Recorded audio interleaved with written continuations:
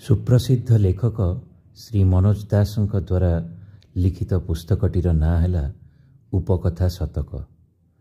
जुगे जुगे साधुसंत कथित कहानी समूहर पुनर्विन्यास। गल्पटीर नाँ ହେଲା अबाध्य गाई। रमावल्लभर नातुणीटीए होइଥାଏ। भारी दरकार गोटाए दुधियाळी गाई। किंतु गाँरे एपरिक निकटवर्ती दुई तीनोटी गाँरे मध्य सेमिति सवत्स गाईटीए किणिबाकू मिलिला नाही। अगत्या रमावल्लभ 6 क्रोश दूरवर्ती साप्ताहिक गोरु हाटकू गला।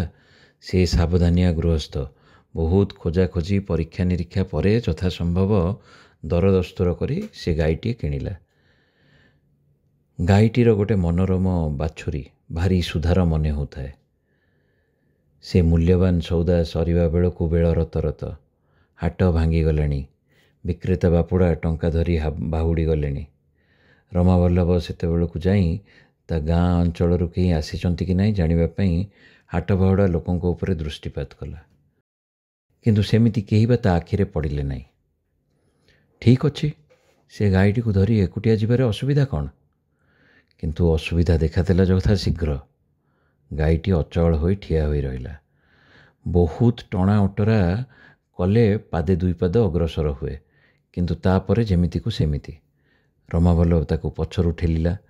फल हैला सेई पादे दुई पाद प्रगति मात्र। अरे माँ, तो आग खाउंद अपेक्षा मु तोते भलरे रखिबी, बहुत आदर करिबी। रमावल्लभ गाई को बुझाइबाकू चेष्टा कला। फल किंतु किछि हैला नाही। सेमिति असहाय से केबे भी अनुभव करि नथिला। काहींकि गाई किणिबाकू से एते बाट आसिला, एभली समस्या देखा देई पारे बोली केमिति ता मुंडकू जुटी नथिला कि केही ताकू मिली नथिले। से कांद कांद होई गला। से आसी गोटे गोसापटाए हेलाणी, आउ कौन बा बल अच्छी गाई को सारा राति टाणुथुब?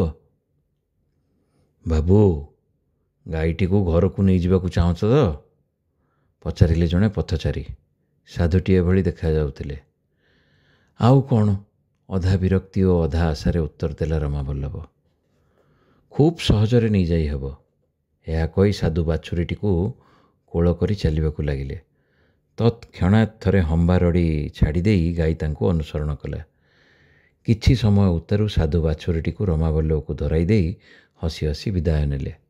रमावल्लभ यथा समय घरे पहुँचिला।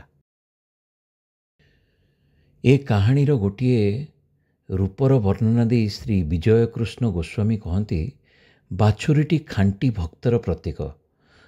जदि जणे सच्चा भक्त को आदर करे, भगवान तार सांगे सांगे रहंती। समाप्त।